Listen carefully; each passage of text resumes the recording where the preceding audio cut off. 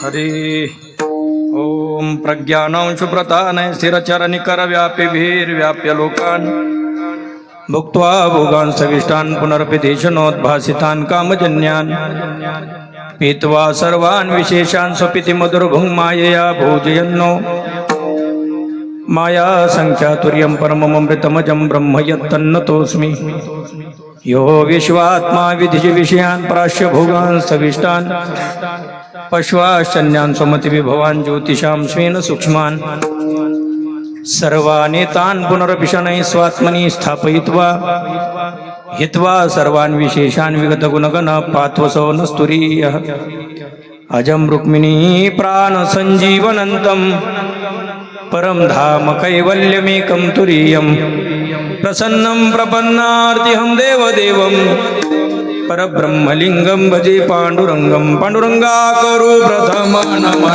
पांडुरंगाकरो प्रथमं पांडुरंगाकरो प्रथमं दुसरे चरणात साचिया दुसरे चरणात साचिया दुसरे चरणात साचिया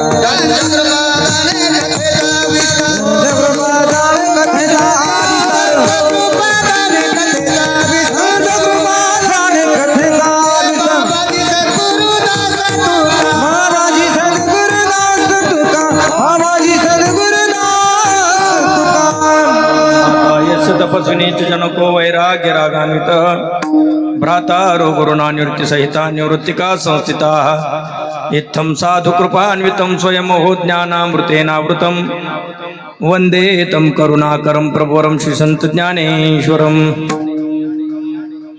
आता एक काम करा, दहीहंडी शेवटी काठी घेऊन असं आडवी घेऊन इथे या, त्यावेळेस फोडू. आता बांधू नका. ओम माता ओम नमो ज्ञानेश्वरा नमो ज्ञानेश्वरा नमो ज्ञानेश्वरा नमो ज्ञानेश्वरा नमो ज्ञानेश्वरा नमो ज्ञानेश्वरा नमो ज्ञानेश्वरा नमो ज्ञानेश्वरा देवदारा सोपान देवा देवदारा सोपान देवा देवदारा सोपान देवा प्रभाई नमो त्रिभुवन पावने प्रभाई नमो त्रिभुवन पावने प्रभाई नमो त्रिभुवन पावने प्रभाई नमो त्रिभुवन पावने जननी देवाचिये जननी देवाचिये जननी देवाचिये भजै व्रजैकमण्डनं समस्त पापखण्डनं स्वभक्तचित्तरञ्जनं सदैव नन्दनन्दनं सुपिच्छ गुच्छमस्तकं सुनादवेणुहस्तकम् अनङ्गरङ्गसागरं नमामि कृष्णनागरम् अनङ्गरङ्गसागरं नमामि कृष्णनागरं. कृष्ण माझी माता कृष्ण माझा पिता कृष्ण माझी माता कृष्ण माझा पिता माझी माता कृष्ण कृष्ण माझी माता कृष्ण माझा पिता कृष्ण माझा चलता कृष्ण माझा चलता कृष्ण माझा. यदसे चरित्र केले नारायणे रांगता गोधने राखिता आहे माझी वाणी तुझे वर्णी गुणनाम ऐसे दे प्रेम काही कळा. माऊली महावैष्णव श्री संत ज्ञानराज माऊलींच्या परमकृपेने सर्व साधू संतांच्या परमकृपाशीर्वादाने आज विशिष्ट ठिकाणी विशिष्ट समय भगवत चिंतन सेवेकरता उपस्थित केला गेलेला अभंग सर्वांच्या परिचयाचा आहे. अभंग किम निमित्त आपण घेतलेला आहे सर्वांना ज्ञातच आहे. आजच्या अभंगाचं विशेष महात्म्य म्हणजे आजचा हा विशेषच दिवस आहे. वारकरी संप्रदायाच्या दृष्टीने या दिवसाचा विचार म्हणजे भौतिक दृष्टीने बोलायचं झालं तर पगाराचा दिवस. म्हणजे 7 दिवसपर्यंत आपण जे संत चरित्रांचे संतांची जी चरित्र ऐकले कथा ऐकली मग त्याची असणारी फलश्रुती म्हणजे आजचा हा पगाराचा दिवस आहे. आणि म्हणून अत्यंत महत्त्व वारकरी संप्रदायामध्ये सांगतेच्या कीर्तनाला दिलेलं आहे. आणि त्या अनुषंगाने आज चिंतनाकरता जो अभंग आपण घेतला तो भगवान श्रीकृष्ण परमात्म्याने कोणत्या दशेमध्ये लीला केल्या आणि त्या लीलाचं वर्णन, त्याचप्रमाणे भगवान श्रीकृष्ण परमात्म्याचा अवतार घेण्याचं, त्याचप्रमाणे अवताराला येण्याचं प्रयोजन काय आहे याची कारण मीमांसा सांगणारा सुंदर असा हा अभंग. विठ्ठल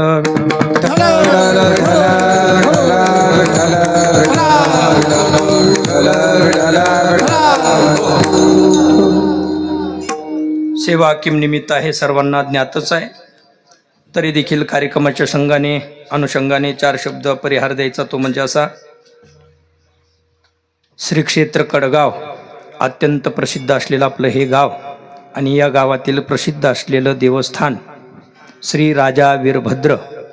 तर या देवतेचा असणारा हा यात्रा महोत्सव सालाबादप्रमाणे चालत असलेला हा अखंड हरिनाम सप्ताह तथा सकल संत चरित्र कथा श्री वैकुंठवासी प्रातस्मरणीय भगवान बाबा, वैकुंठवासी प्रातस्मरणीय वामनभाऊ महाराज, नारायणगडचे महंत, तारकेश्वरचे महंत, या सर्व संत महात्म्यांच्या कृपाशीर्वादाने, भगवान ज्ञानोबरायांच्या कृपेने, वैकुंठवासी हरिभक्तिपरायण आमचे एकेकालचे परममित्र महंत परमपूज्य गुरुवर्य हरिरामजी महाराज शास्त्रीजी, श्रीराम सेवाधाम शिंगवे दत्ताचे पूजनीय बाबांच्या प्रेरणेने, त्यांच्या कृपाशीर्वादाने, त्यांच्या संकल्पनेतून 11 वर्षापूर्वी हा कार्यक्रम सुरू झाला.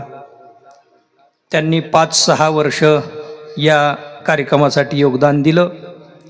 सर्वांना कार्यक्रमाची सवय लावून दिली.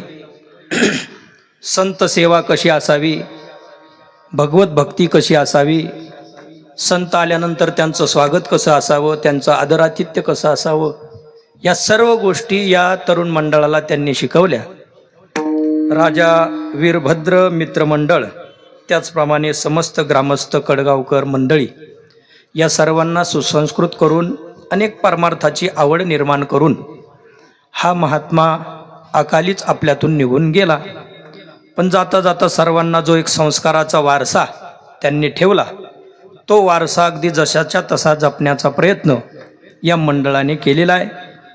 आणि त्यांना मार्गदर्शन ज्यांचं नेहमी लाभत राहतं ते आपले परिसराचे सर्व वैभव आदरणीय हरिभक्तिपरायण सुखदेवजी महाराज गाडेकर अर्थात मोठे बाबा यांच्या मार्गदर्शनाने संपन्न होणारा हा उत्सव याही वर्षी संपन्न झालेला आहे. सकल संत चरित्र कथा व्यास आमच्या भगिनी भागवताचार्य राधिकाताई घुणे यांच्या मुखारविंदातून आपण भक्त पुंडलिक महाराज, संत ज्ञानेश्वर महाराज, संत नामदेव महाराज, संत जनाबाई महाराज, संत सावता महाराज, संत एकनाथ महाराज आणि संत जगद्गुरू तुकाराम महाराज चरित्र, या सकल संतांचं चरित्र आपण श्रवण केलेलं आहे. संत गोरोबा काकांचं देखील चरित्र झालेलं आहे. संजीवन समाधी सोहळा देखील संपन्न झालेला आहे. विठ्ठलपंत रुक्मिणी आईसाहेबांचा विवाह सोहळा देखील कथेच्या माध्यमातून संपन्न झालेला आहे. तर या सर्व कार्यक्रमाच्या अनुषंगाने उपस्थित असणारे आमचे मित्र हरिभक्तिपरायण विष्णू महाराजजी घुणे आणि आत्ताच कार्यक्रमासाठी उपस्थित झालेले परमादरणीय मोठे बाबा. तर बाबांच्या आशीर्वादाने संपन्न होणारा हा कार्यक्रम, ताई स्वतः या ठिकाणी विराजमान आहेत, हरिभक्तिपरायण विष्णू महाराजही आहेत. या ठिकाणी गायक म्हणून लाभलेले हरिभक्तिपरायण माऊली महाराज, हरिभक्तिपरायण लक्ष्मण महाराज आणि पंचक्रोशीतील गावातील सर्व टाळकरी मंडळी, विनेकरी बाबा, तुळशीवाली माता, सुंदर साऊंड सिस्टीम, चांगल्या प्रकारचा मंडप, चांगल्या प्रकारचे श्रोते, चांगल्या प्रकारचे हार्मोनियम वादक आणि जवळच अगदी या बाजूने श्रवण करण्याकरता फोटोमध्ये का होत नाही पण उपस्थित असलेले आमचे मित्र हरिभक्तिपरायण हरिरामजी महाराजांचं फार प्रेम या गावावरती होतं. या गावाने देखील फार प्रेम त्यांच्यावरती केलं, नितांत प्रेम केलं. त्यांना एका महात्म्याने सांगितलं, म्हटले कॅन्सरसारखा आजार आहे, काय होईल सांगता येत नाही, पण जाता जाता शेवटच्या क्षणी गंगामयेचं जल आपण प्राशन करावं, नेहमी गंगाजलच पियावं.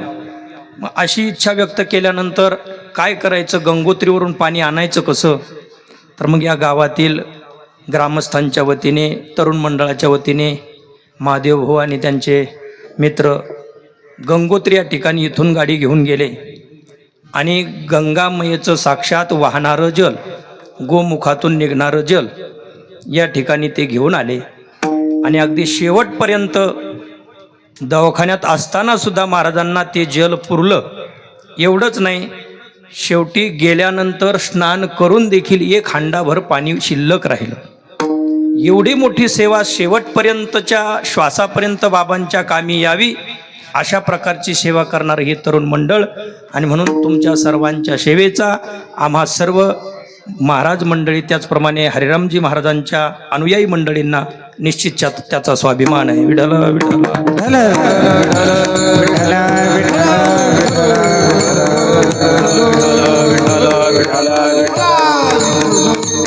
आजची ही सांगतेची सेवा आहे. वेळ मर्यादित आहे. खटवांगरायांना 1 तास उरला होता, तेवढाही आमच्याकरता शिल्लक नाही. आणि म्हणून जास्त काही ताणतणाव घ्यायची गरज नाही. सरळ सरळ सरळ सरळ आपण अभंगाचा भाव पाहत पाहत चरित्राचा थोडासा गोषवारा घेऊ. कारण आजचं कीर्तन हे जवळजवळ सर्वांच्या पाठच असतं. आता एक कोणीतरी विशिष्ट बोलून इथं उभा करावा लागतो म्हणून, नाहीतर मग कोणीही देखील काल्याचं कीर्तन म्हटलं की करू शकतो. कारण काल्याचं कीर्तन हे अत्यंत सोपं कीर्तन आहे. तसं काल्याचं कीर्तन हे परिचित असल्यामुळे तेवढा काही त्यामध्ये ताणतणाव नसतो. पण तरी देखील एका ठिकाणी असंच काल्याचे कीर्तन होईल म्हणून एकाने वाचलं आणि कीर्तनाच्या अगोदर माझ्याकडे येऊन म्हटले, महाराज आतापर्यंत श्रीकृष्ण परमात्म्याचं नाव ऐकलं, विठ्ठलाचं ऐकलं, रामप्रभूंचं ऐकलं, वीरभद्रांचं नाव ऐकलं, परंतु काल्या नावाचा कोण देव आहे त्याचं तुम्ही कीर्तन करता. कारण काल्याचं कीर्तन होईल असं लिहिलेलं होतं पत्रिकेमध्ये. ते वाचल्यानंतर त्याला असं वाटलं की काल्या नावाचा कोणीतरी देव असावा, पण तो नेमका कोणता देव आहे मला सांगा. मी म्हटलं तुमची चूक नाही, संप्रदायाशी तुमचा संबंध थोडासा कधी कधी आल्यामुळे तसा घोटाळा होतो. नाहीतर काल्या नावाचा देव नाही, तर देवाने काला हा प्रसंग ज्या अवस्थेमध्ये केला ती गोकुळातली असलेली अवस्था आहे. आणि त्या अवस्थेमध्ये काला वाटप केला, एकत्र केलं, जीवशिवाचं ऐक्य करून तो प्रसाद सर्वांना दिला. याचं नाव काला. विठ्ठल विठ्ठल.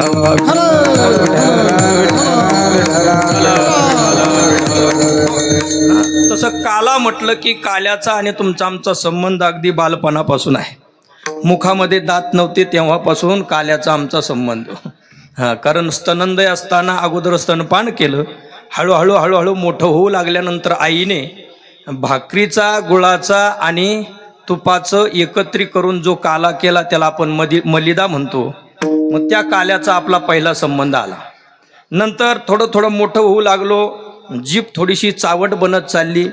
मग त्यामध्ये गुळ काढून थोडी चटणी मिश्रित करून मग लसणाची चटणी, खोबऱ्याची चटणी, वेगवेगळ्या चटण्या टाकून काला. नंतर कालवण करूनच काला. तसा शब्दच आहे बरं का. कालवण म्हणजे एकत्रित करणे, एकत्रित करणे. कालवण अनेक पदार्थ एकत्रित करून त्याचं नाव काय होत असतं?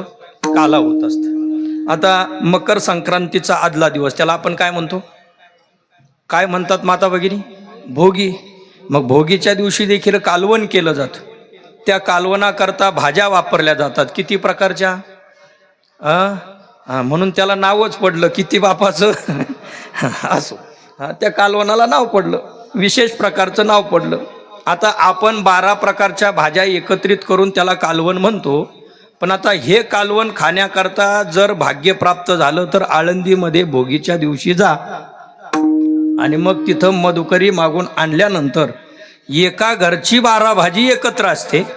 मग संपूर्ण गावची भाजी एकाच किटलीत आल्यानंतर किती घरच्या किती भाज्या एकत्रित झाल्या आणि मग त्याचा असणारा तो काला खाण्याचा आनंद. मग त्याकरता आळंदीत जावं लागेल, विद्यार्थी बनून राहावं लागेल, मधुकरी मागावी लागेल आणि भोगीच्या दिवशीचा वाटप झाल्यानंतर आपल्या वाट्याचा वाटा भाकरींचा, तीळ लावलेल्या भाकरींचा आणि असणाऱ्या त्या भाजीचा काला, मग तो खायला जाण्याकरता आनंद, तो असणारा तिथला आनंद भोगण्याकरता आळंदीमध्ये जाऊनच तो सेवन करावा लागेल. विठ्ठल विठ्ठल चला हा विस्तार करत नाही, फक्त सांगण्याचा मुद्दा काय की अनेक पदार्थ एकत्रित केलं जातात, त्याला आपण काय म्हणतो? काला असं म्हणत असतो. आता एकाच पदार्थाचं एकत्रीकरण कधी काला होऊ शकत नाही. एकाच पदार्थाचं एकत्रीकरण करून काला होत नाही. एकट्यात कोण मिसळवणार? एकाचा काला होत नाही. मग एकामध्ये अनेक मिळवले की त्याचं नाव काय होतं? काला. तर संप्रदायाच्या दृष्टीने, वैदिक दृष्टीने विचार केला तर भौतिक पदार्थ एकत्रित करणं हा जसा काला, तसं जीव जे अनेक आहेत आणि एक असलेल्या शिवाशी त्यांचं ऐक्य, त्याचं नाव आहे काला. हरिनामाचा खिचडी काला, प्रेमी मोहिला साधने. भगवान पंढरीनाथ किंवा भगवान परमात्मा, तर या परमात्म्यामध्ये जीव असलेले तुम्ही आम्ही यांचं एकत्रीकरण होणं म्हणजे काला आहे. जीव जीव न राहता तो शिव होतो. कशाने होतो? जीव शिव कशाने होतो? तो भगवंताच्या चिंतनाने होतो. चिंतने चिंतने तद्रूपता. जर आपण चिंतन केलं, ज्याचं चिंतन केलं तसं तसं अंतःकरण होतं, तशी तशी अंतःकरण वृत्ती होते आणि हळूहळू हळूहळू स्वरूपच बदलून त्या प्रकारचं स्वरूप प्राप्त होत असतं. आणि याकरता दृष्टांत म्हणून संत महात्म्यांनी आळईचा आणि त्या भिंगुरटीचा दिलेला आहे. जिला आपण कुंभारीन म्हणतो, ती कुंभारीन घासावर उडत असलेल्या आळयांना घेऊन येते आणि मातीचं एक घर असं घराच्या कोण्यामध्ये करते आणि त्या घरातील घरामध्ये मातीच्या छोट्याशा घरामध्ये 4-5 आळ्या त्यामध्ये ओवून ठेवते आणि पुन्हा तो त्या घराचा दरवाजा लिंपून बंद करते. फक्त 5-5 मिनिटाला येऊन त्या घरट्या भोवती गुंग गुंग करून निघून जाते. पण आतमध्ये असलेल्या त्या आळ्या विचार करतात कशाचा? की आता येईल आम्हाला कोंडेल, आता येईल आम्हाला कोंडेल. कोण? ती भिंगुरटी येईल आम्हाला कोंडेल, ती कुंभारीन येईल आम्हाला कोंडेल. अशा प्रकारचं चिंतन करत राहते. पण हळूहळू चिंतनांती. चिंतने चिंतने तद्रूपता.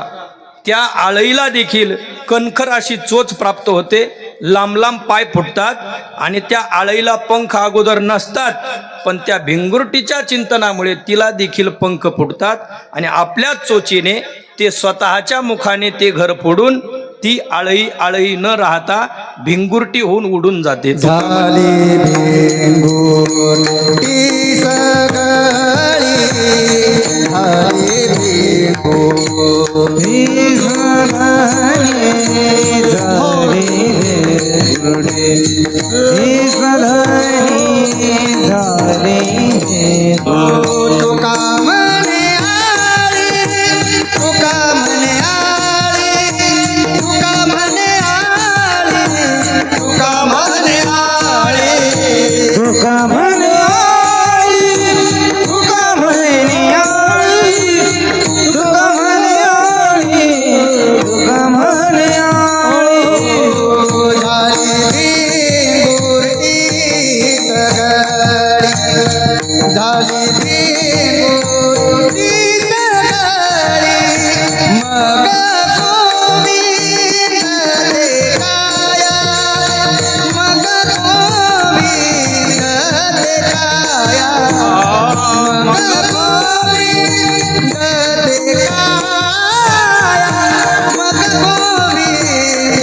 देखाया, मग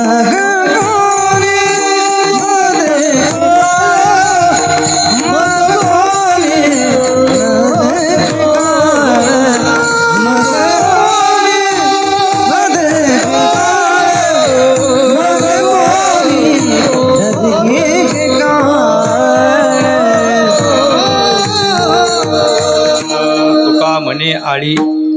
काय प्रमाण म्हटले महाराज? वा. झाली भिंगुरटी सकळी. तुका म्हणे आळी. आळी राहत नाही, ती भिंगुरटी होऊन जाते. तिच्या स्वरूपामध्ये पालट झाला. ती स्वतः आळी राहिलीच नाही. तिनं ज्या भिंगुरटीचं चिंतन केलं ती भिंगुरटी ती होऊन गेली. तसं तुम्ही आम्ही जीव खरे, तसे शिवच आपण.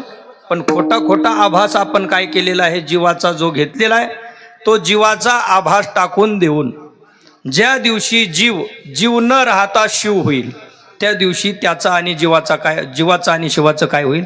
ऐक्य होईल. तर त्याकरता वारकरी संप्रदायामध्ये काला म्हणजे काय? की जीव न राहता तो शिवस्वरूप होणं, याचं नाव काला. विठ्ठल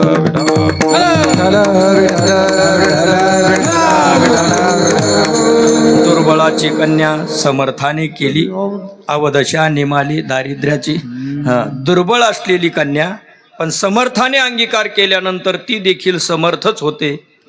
गरिबाची पण श्रीमंताने वरल्यानंतर ती सुद्धा काय झाली, श्रीमंत. तशी भगवान परमात्मा ऐका यशश्री औदार्य ज्ञान वैराग्य ऐश्वर्य हे साई गुणवर्य वस्ती जेथ असा असणारा परमात्मा, पण त्याच्या चिंतनाने तो भक्तांना मत स्वरूप सत्स्वरूप करून घेतो आणि त्याद्वारा आपली असलेली दुर्दशा जाऊन शिवदशा प्राप्त होते. याचं नाव काला.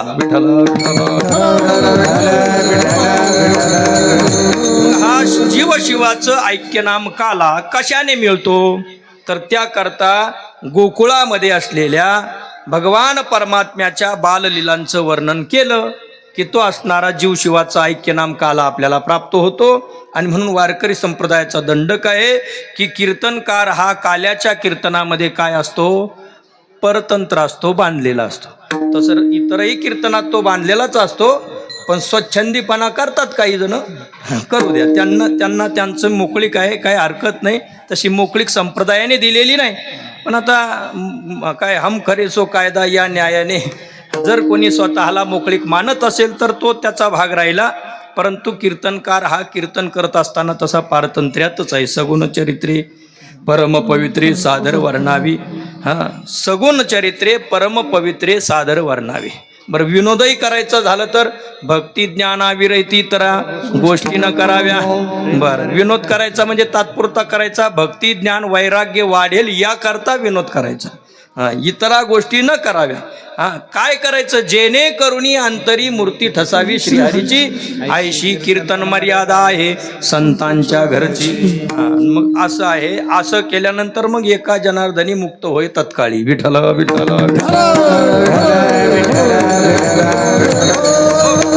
कीर्तन रंगी अंतरंगी नाम बोलावे, देवा संगे सन्निध सुखे डोलावे. ही कीर्तन मर्यादा संतांनी सांगून दिलेली आहे. तर कीर्तनकार हे काल्याच्या कीर्तनामध्ये बांधलेले असतात. म्हणजे काल्याच्या कीर्तनातून भगवान गोपाल कृष्णाच्या बाललीलाचं वर्णन करावं तशा प्रकारचं सांगितलेलं आहे. चरित्र ते उच्चारावे, चरित्र ते उच्चारावे, चरित्र ते उच्चारावे, चरित्र ते उच्चारावे. गेले देवे गोकुळी, गेले देवे गोकुळी, गेले देवे गोकुळी, गेले देवे गोकुळी, गेले देवे गोकुळी, गेले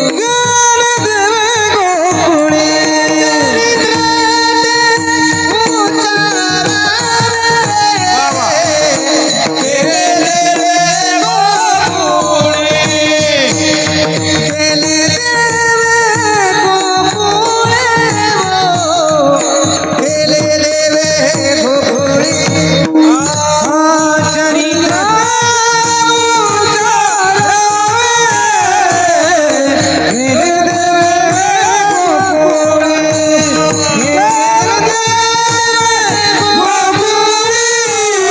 गोकुळी.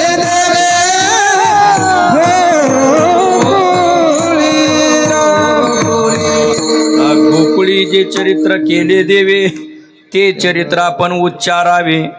गोकुळामध्ये जे चरित्र देवाने केलं ते चरित्र आपण उच्चारावं. शब्द फार काटेकोर वापरलेले आहेत. चरित्र ते आचरावे हा शब्द नाही, चरित्र ते उच्चारावे. कारण चरित्राचं उच्चारण मात्राने ते चरित्र उद्धार करून देण्यास कारण आहे. परंतु त्या चरित्राचं आचरण करण्याच्या भानगडीत पडू नये. कारण असं आहे, त्या चरित्रामध्ये भगवंताने आपल्या करंगळीने पर्वत उचलला, आपल्याला खताची गोणी उचलत नाही. तुमचेनी गोणी नुचलवे, देवे करी उचलिली मेदिनी, तुमचेनी गोणी नुचलवे. तुमच्याकडेच हात झाला का नेमकं? तुमचेनी गोणी नुचलवे. गोणी आपल्याकडून उचलली जात नाही. गोणी सोडा, गोणीतलं खत घमिल्यात घेतलं आणि या सरीतून त्या सरीत टाकायला जाईपर्यंत हापू हापू करतो. हापू म्हणजे एक गमिलं घेतलेली खताची एक टोकरी आपल्याला उचलणं कठीण आहे. मग तिथं परमात्म्यासारखा पर्वत कधी उचलावा है ना. गिरी गोवर्धन येणे उचलीला. त्याचं चरित्र हे उच्चार करायचं, आचरण करण्याच्या भानगडीत पडायचं नाही. आचरण करण्याच्या भानगडीत पडायचंच असेल तर प्रभू रामचंद्रांच्या चरित्राचं आचरण करावं. एक पत्नी, एक बाणी, एक वचनी, सेवाभाव, सहिष्णुता, गुरुपद प्राप्त झालं तरी तोच स्वभाव, लघुपद प्राप्त झालं तरी तोच स्वभाव, राजा असताना जो स्वभाव तोच सेवक असताना स्वभाव, शिष्य म्हणून कसं राहावं, राजा म्हणून कसं राहावं, वनामध्ये विहरण करत असताना वानप्रस्थ जीवन कसं असावं, सर्व गोष्टीमध्ये सर्व भूमिकेमध्ये अगदी व्यवस्थितरित्या चारही कोणे भरून ज्यांचं आचरण ते प्रभू रामचंद्रांचं आचरण ते आपण आचरणामध्ये आणावं. त्याचं उच्चारणही करावं आणि त्याचं आचरणही करावं. मात्र भगवान गोपाल कृष्णाच्या चरित्राचं फक्त आणि फक्त उच्चारच करायचा, आचरण करण्याच्या भानगडीत पडायचं नाही. कारण देवाने 16,108 पत्न्या स्वीकारल्या. मग ते म्हणतात, काही जण म्हणतात, म्हणले मग आम्हाला 2-3 असल्या तर काय बिघडलं. मग नाथबाबांनी सांगितलेलं आहे, मग असं आहे, श्री हाती धरिता देख, प्रपंचाचे वाढे दुःख. मग एक असल्यानंतर जर दुःख वाढतं तर अनेक असल्यानंतर किती दुःख वाढेल. विठ्ठल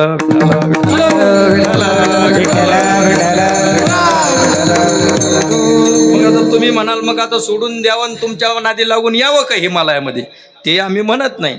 आता जे झाल्या गोष्टी त्या झाल्या, सोंग गेलं निघून हसू आलं मागून, आता त्याचा उपयोग होणार नाही.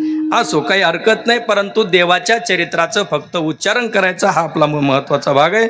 मग देवाने चरित्र जे केलं, पहिली गोष्ट अशी आहे, परमात्मा ज्या ज्या वेळेस अवताराला येतात ना, त्या त्यावेळेस भूमीवरती काहीतरी अनाचार, काहीतरी अधर्म वाढलेला असतो आणि त्या अधर्म वाढलेल्या अधर्माचा नाश करण्याकरता, अधर्मियांचा नाश करण्याकरता आणि धर्माची नीतीची सेज भरण्याकरता परमात्मा अवतार घेत असतात. आणि त्याचेच कारण मीमांसा आजच्या अभंगाच्या शेवटच्या चरणातून जगद्गुरु तुकोबारायांनी केली की परमात्मा जो अवताराला येतो त्याला धर्माची संस्थापना करायची असते. अभंगाचं शेवट तुका म्हणे धर्म संस्थापन, तुका म्हणे धर्म संस्थापन, तुका म्हणे धर्म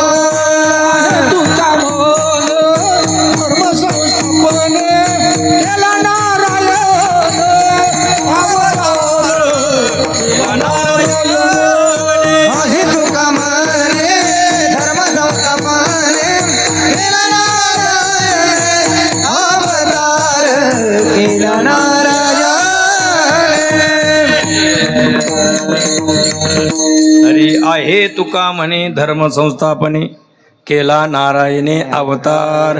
मग थोडे जरी असले तर निवडक टाळकरी आहेत. 10च आहेत तुळशीआईवाली माता धरून, पण एवढे धरले तरी निवडक वेचे आहेत बरं का. कारण निवडून मग सेना केली जाते तयार. सेना जर करायची असेल तर सरसकट सगळ्यांना घेऊन चालत नाही, त्याकरता निवडक वेचे लागतात. मग निवडून आणलेले मग ते युद्धाच्या कामी येतात, नाही मग बाकीच्या युद्धाच्या कामी सर्वच येतात. विठ्ठला विठ्ठला विठ्ठला समोर ताट आलं आणि मग आक्रमण म्हटलं की त्या युद्धाच्या करता सगळे तयार असतात, पण या युद्धाकरता निवडक लागतात. ते निवडक उपस्थित आहेत, आनंदाची गोष्ट आहे. विठ्ठल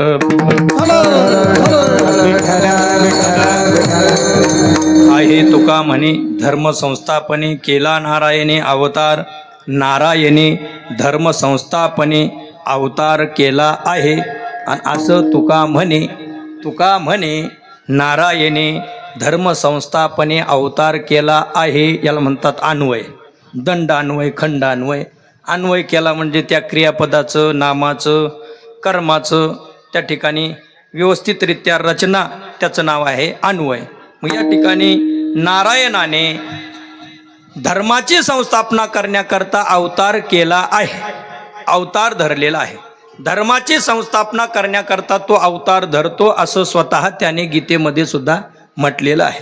यदा यदा हि धर्मस्य ग्लानिर्भवति भारत.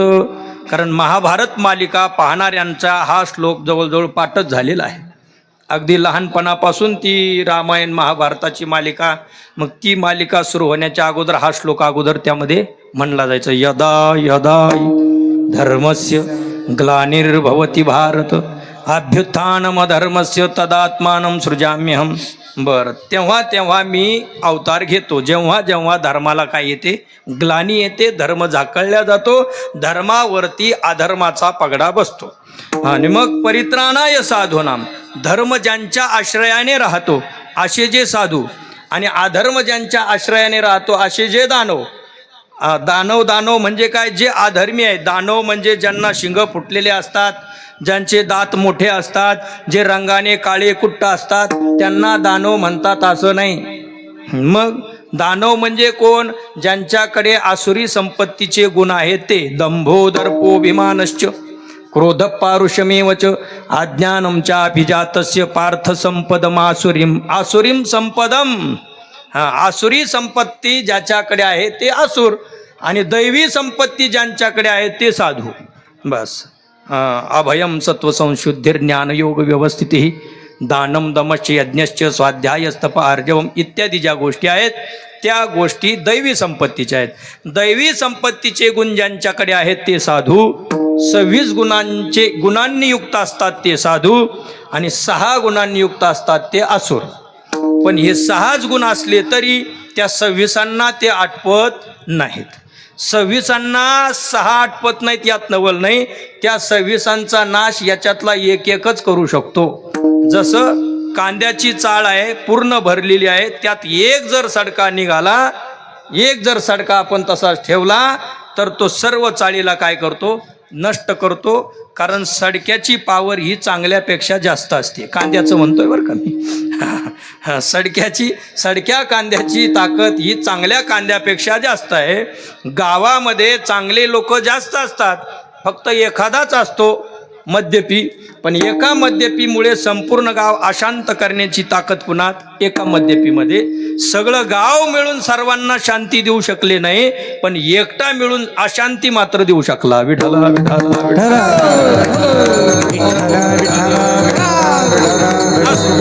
आणि म्हणून आसुराची ताकद ही जास्त होते आणि धार्मिक साधूंची ताकद ही कमी पडते. अशा काळामध्ये साधूंच्या रक्षणार्थ आणि आसुरांचा नायनाट करण्याकरता परमात्मा येतात. आणि मग हातामध्ये चक्र गदा वगैरे घेऊन येतो. घेऊन या चक्र गदा, हाची धंदा करीतो, भक्ता राखे पायापाशी, दुर्जनाशी संहारी. दुर्जनाचा संहार करून त्या ठिकाणी अधर्माचा नाश, आणि सज्जनांचं परिपालन करून धर्माची नीतीची शेज परमात्मा भरतो. आणि त्याकरता तो अवताराला येत असतो. आहे तुका म्हणे धर्मसंस्थापनी केला नारायणी अवतार. आता भगवंताचं चरित्र, काल्याचं वर्णन आपण करावं असं म्हटले, पण तुम्ही तर नारायणाचं चरित्र सांगायला लागले. कारण शेवटच्या चरणातून शब्द काय आला, आहे तुका म्हणे धर्मसंस्थापने केला नारायणे अवतार. आणि काल्याच्या कीर्तनातून गोपाल कृष्णांचं चरित्र वर्णन करावं असं सांगितलेलं आहे. मग तुम्ही तर नारायणाचं चरित्र सांगताय, मग नारायण नेमका कोणता?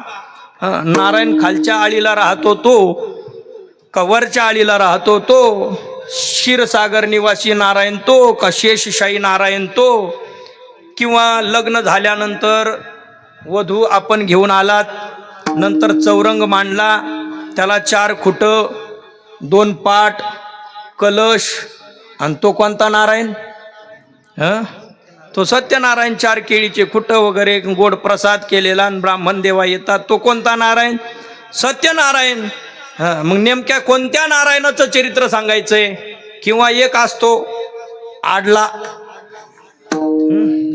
आडला, हा तो एक नारायणच आहे ना. आडला नारायण धरी गाढवाचं पाय, तोही नारायण असतो, नगद नारायण असतो. पण नेमकं कोणत्या नारायणाचं चरित्र करायचंय? तर ज्या नारायणाने धर्माची संस्थापना करण्याकरता जो नारायण राहिला नाही पण अवतार घेतलेला आहे, भगवान श्रीकृष्ण परमात्म्याच्या रूपाने त्याने अवतार घेतला.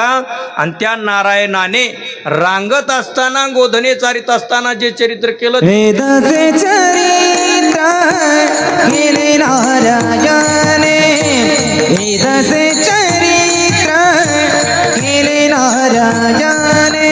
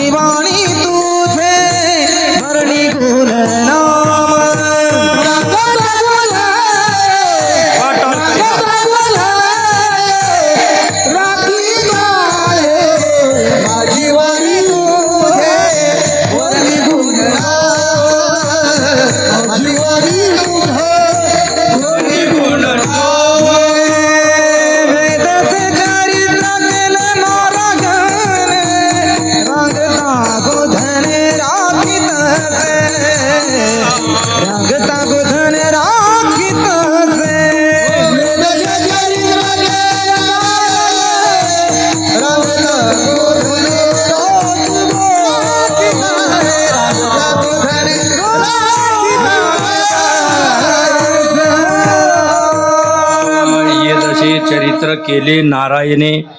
त्या नारायणाने चरित्र केलं त्याचंच उच्चारण करायचंय. पण त्या नारायणाचे अनेक चरित्र आहे. कोणत्या चरित्राचं उच्चारण करायचं म्हणले? रांगता, रांगत असताना, आणि गोधने चारिता, गोधने राखिता, हे दोन अवस्थेमध्ये परमात्म्याने चरित्र केलं ते वर्णन करायचं काल्याच्या कीर्तनातून. म्हणले या दोन अवस्थेतीलच का बरं चरित्र वर्णन करायचं? तर त्याचं कारणही असं आहे, या दोन अवस्थेत असतानाच देवाने काय केला? काला केला. आता देवाने काला केला म्हटले रांगत असताना चरित्र केलं. पहिली गोष्ट, परमात्मा अवताराला आला. अवताराला आल्याबरोबर सर्व गोकुळवासियांना आनंद झाला.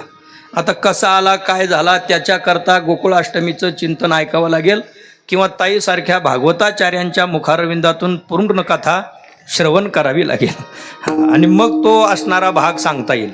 आता काल्याच्या कीर्तनातून गोकुळापासून पुढचं चरित्र सांगावं लागतं. मग तो तिथं मथुरेमध्ये कसा कसा अवताराला आला, गोकुळाष्टमीच्या दिवशी रात्री 12ला आला, नंतर टोपलीत कसा टाकला वसुदेवाने, तेवढ्या अंधाऱ्या रात्रीमध्ये यमुना मैया पार करून गोकुळामध्ये कसा कसा आणला, गोकुळात निर्माण झालेली माया टोपलीत पुन्हा घेतली, मायेच्या जागेवर देवाला कसं ठेवलं, रात्रीचा तो गेला. आणि इथं संपूर्ण असलेल्या गोकुळवासी गवळणींना जेव्हा बातमी कळाली की परमात्म्याचा अवतार झालेला आहे, सर्वांना आनंद, सर्वांना आनंद, इतका आनंद की त्या आनंदाला पारावर राहिला नाही, त्या आनंदाला पारावार राहिला नाही. एकी धावे एकी पुढे, ताटे वाटे सुंटवडे. त्या देव अवताराला आल्याची बातमी सांगण्याकरता गवळणी चालत नव्हत्या, पळत नव्हत्या, मग त्या धावत होत्या. एक धावे एकी पुढे, एक धावे एकी पुढे,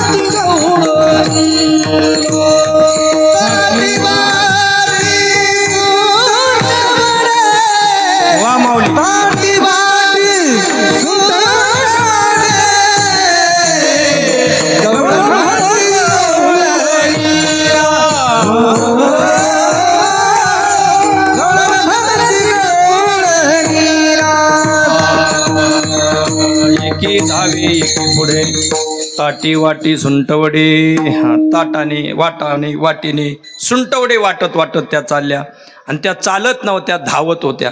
आता धावण्याची गुरुवारी राऊत बाबा फार गोड सांगत असतात. ते म्हटले धावणं हे वेगळं असतं. धावण्यामध्ये काटे खडे खाली काही पाहिल्या जात नाही.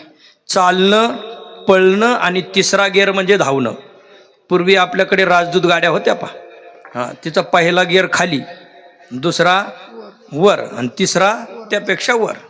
मग पहिल्या गेअरवरती गाडी चालत होती, दुसऱ्या गेअरवर पळत होती आणि तिसऱ्या गेअरवर धावत होती. मग पुढे खड्डा असो, स्पीड ब्रेकर असो, काही असो, धावण्यामध्ये ते पाहिलं जात नाही. तसं गवळणी चालत नव्हत्या, पळत नव्हत्या. एकी धावे एकी पुढे ताटी वाटी सुंटवडा वाटत चालायच्या आणि सर्वांना बातमी द्यायच्या की यशोदा मैयेच्या आणि नंदबाबाच्या घरी कोण जन्माला आलं, परमात्म्याचा अवतार झाला, नंद घर आनंद भयो, जय कन्हैया लाल की. अशा प्रकारच्या बातम्या सर्वत्र त्या देऊ लागल्या. हा आनंदाचा सोहळा पार पडला. परमात्म्याने पहिली लीला केली रांगत असताना. कोणती लीला? ज्यांनी ज्यांनी त्याला पाहिलं त्यांच्या त्यांच्या मनामध्ये तो बसला. देखला डोळा बैसला मनी. ज्यांनी ज्यांनी त्याला पाहिलं तो मनामध्ये ठसला, बसायचा तसाच. मग त्या दही दूध तूप लोणी विकण्याकरता जायच्या, पण जाता जाता थोडं निमित्त करून म्हणायच्या वाकडी वाट करून का होत नाही, पण नंदबाबाच्या घरासमोरून जाऊ, जेणेकरून जाता जाता कोण दिसेल? देव दिसेल, देवाचं मुखमंडल आपल्याला पाहता येईल.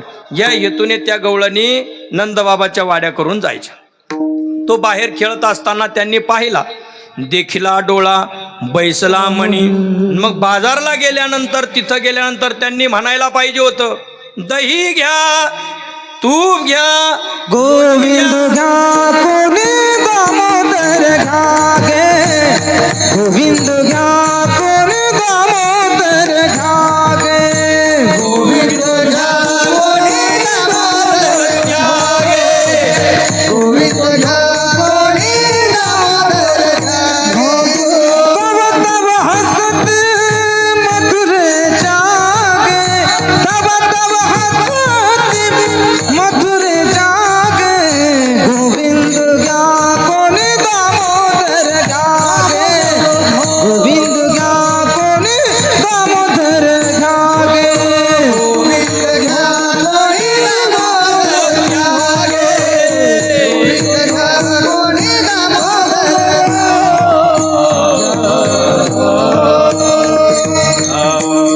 बाजारला चालली दही दूध तूप लोणी विकण्याकरता. मग ते जे विकतय ते घ्या असं न म्हणता गोविंद घ्या कोणी दामोदरू घ्या गे, तव तव हसती मथुरेच्या गे. आचार्य शंकराचार्याने सुद्धा फार गोड श्लोक त्यावरती लिहिलाय.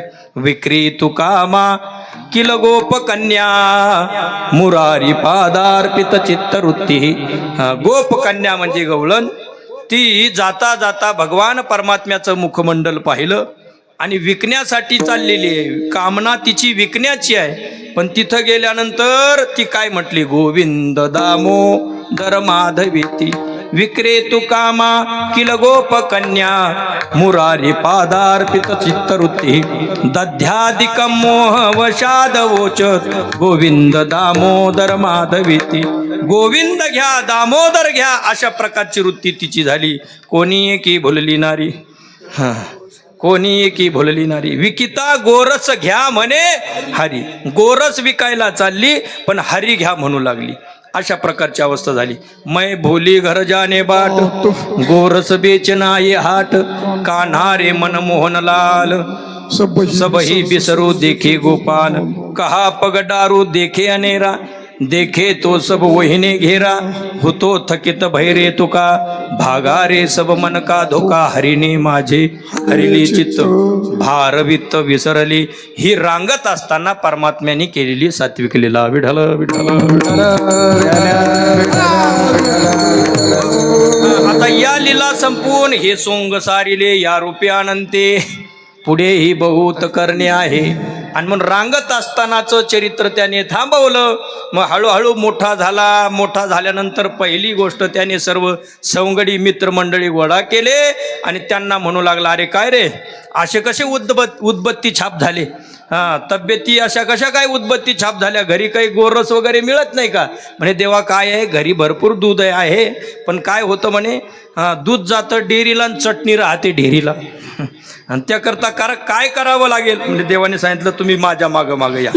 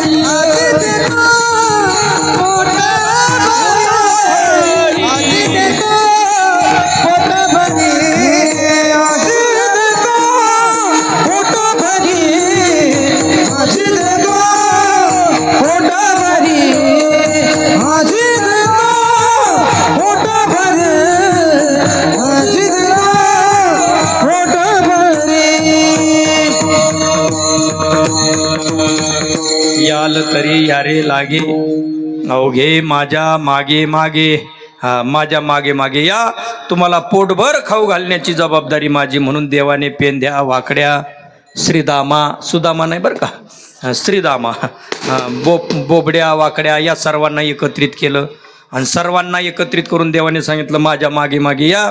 मग जात असताना देवा काय करायचं मागे येऊन? म्हणले आपल्याला चोरी करायची. अरे तू तर देव आहे, मग चोरी कशी करायची?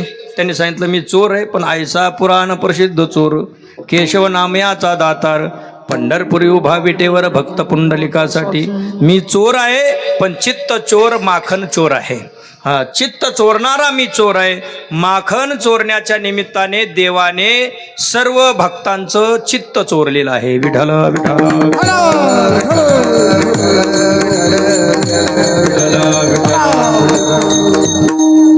बर, सर्वांना ज्ञात आहेत आलेले आदरणीय संजय भाऊ डोळसे पाटील या ठिकाणी सप्ताहाला भेट द्यायला आले, त्यांना धन्यवाद. विठ्ठल विठ्ठल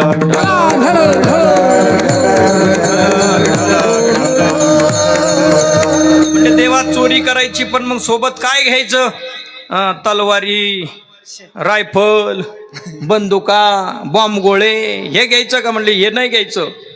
काय घ्यायचं? सामुग्री सांगितली, सराटे घ्या, वस्त्रगाळ केलेली माती घ्या, काठ्या घ्या, खडे घ्या. म्हणजे देवा खडे कशाला? अरे रात्रीच्या वेळेस आपण चोरी करायला जाणार, भरलेला माल कुठे रिकामा माल कुठे हे कळण्याकरता खडे. कारण रिक्त घटो घोषम करोती, जो मोकळा असतो तो घोष करतो, जो भरलेला असतो तो घोष करत नाही. मग भरलेलं गाडगं घोष करणार नाही त्या कोपऱ्यात आपण जायचं, आणि जिथं उतरंड लावलेली मोकळ्या गाडग्यांची ती टंगटंग वाजल तिकडं आपण चालायचं नाही, त्याकरता खडे. बरं, काठी कशाला? जर गवळणींनी शिंक आपल्या भीतीस्त वर लावलं, बोक्याने सांडू नये म्हणून, शिंक्यावरती जर ते असणारं दहीदूध तूप लोणी ठेवलं तर आपल्याला घेता येणार नाही. मग त्याकरता हातामध्ये काय घ्यायची? ती काठी घ्यायची आणि ते फोडून मग घ्यायचं. म्हणजे तेव्हा जर हात पुरला नाही तर मग शिंके लावेले दुरी, होतो तिघाचे मी वरी, तुम्ही वारे दोही करे, वाहती त्या धारा, घ्या रे दोहीच्या कोपरा. या पद्धतीने वर्णन आहे. मग परमात्मा म्हटले मी तिघांच्या वरती जाईल आणि वर उभं राहून मग काठीने मडकं फोडणार आणि त्याद्वारा मग तो असणारा काल्याचा आनंद तुम्हाला देणार. विठ्ठल विठ्ठल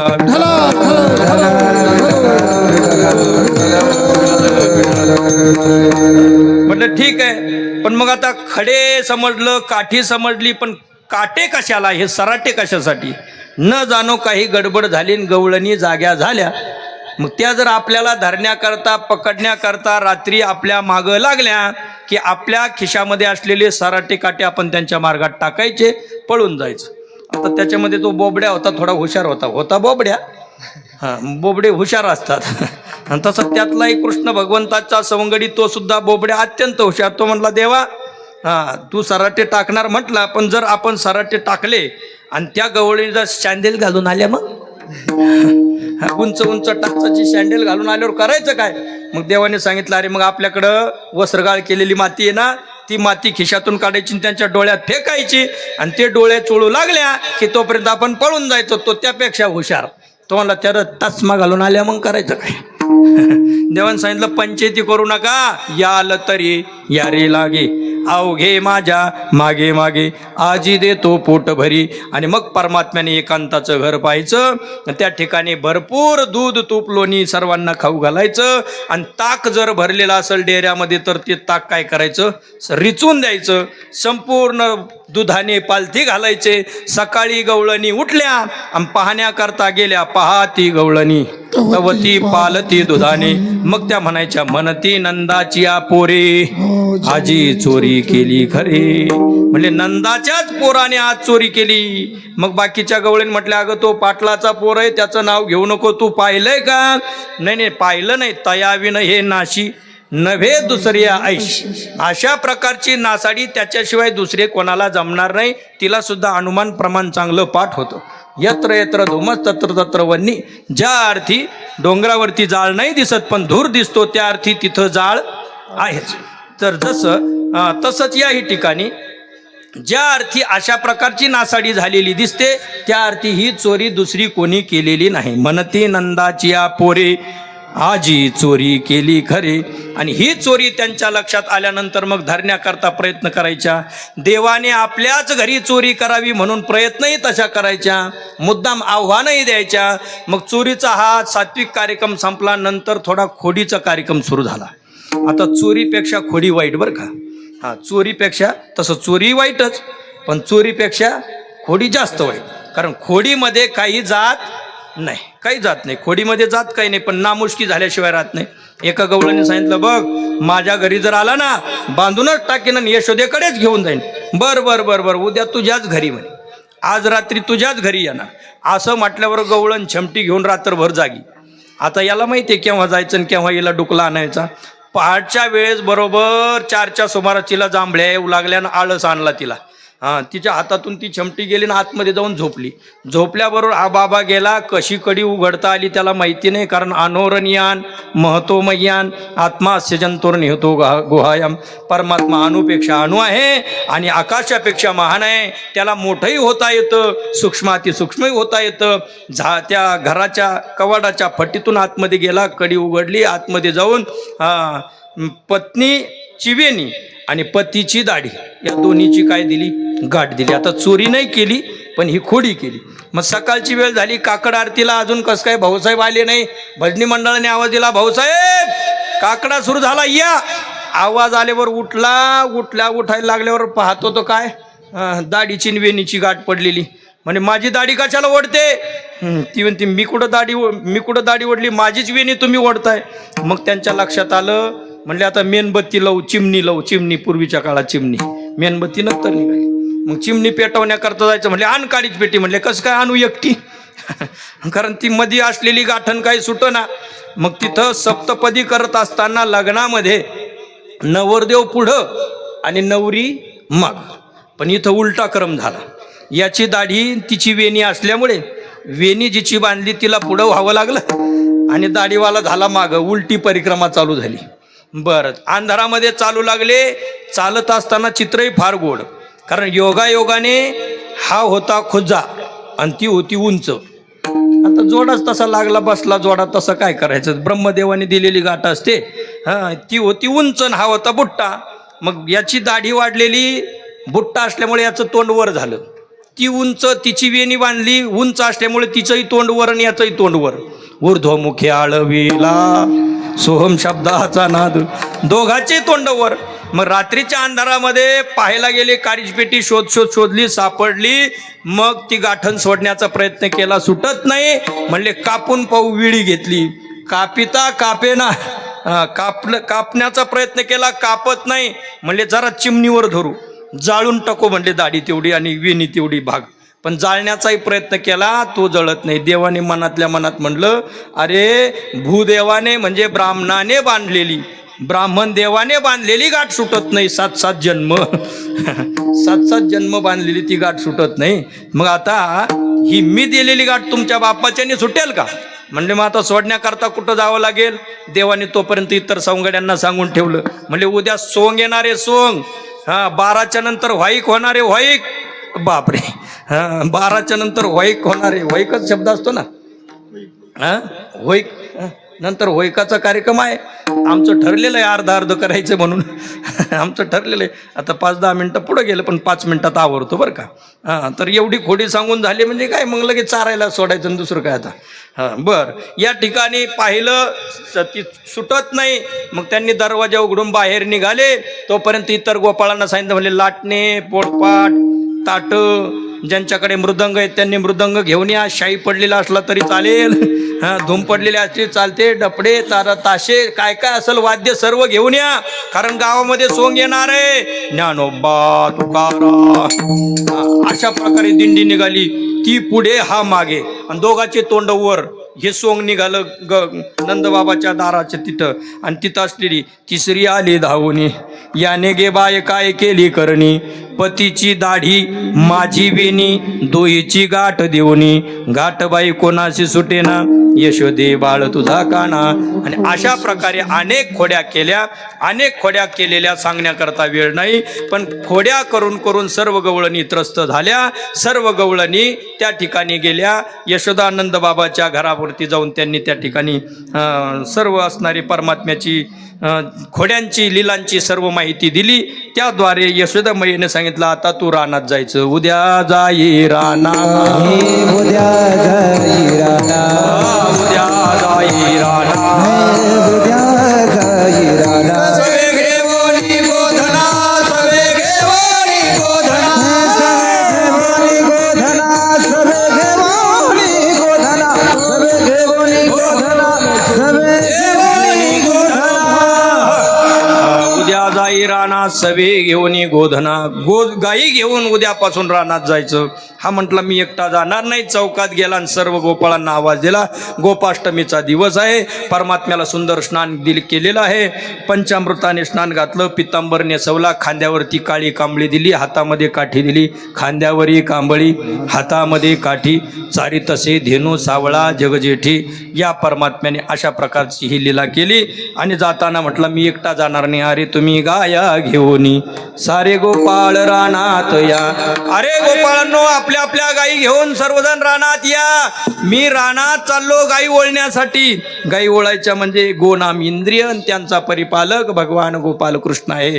परमात्म्याने गायी ओळल्या म्हणजे इंद्रिय ओळले, इंद्रियांचं परिपालन केलं, त्या माध्यमातून गोरक्षण केलं. त्याचा अवतारच त्याकरता आहे गोरक्षण हितायचं. गायींचं रक्षण आणि ब्राह्मणाचं रक्षण करण्याकरता, अर्थात साधूचं रक्षण करण्याकरता परमात्मा आलेला आहे. त्याच्या प्रतिज्ञेस्तव तो गायी वळण्याकरता गेला. आपण देखील गायींचं काय करावं, संरक्षण करावं. या शासनाने राज्यमाता म्हणून गायीला जो पुरस्कार दिला, त्या माध्यमातून गायीची केलेला हा सन्मान आपल्याकरता शिरसावंद्य आहे. असो, तर परमात्म्याने गायी वळल्या. गायी चारण्याकरता सोडायचे. मोकळ्या वेळेमध्ये खेळ खेळायचे. विटी दांडू चेंडू लगोरी नानापरी खेळ मांडीला यमुने तिरी. अनेक खेळ खेळून खेळून गोपाळ दमले.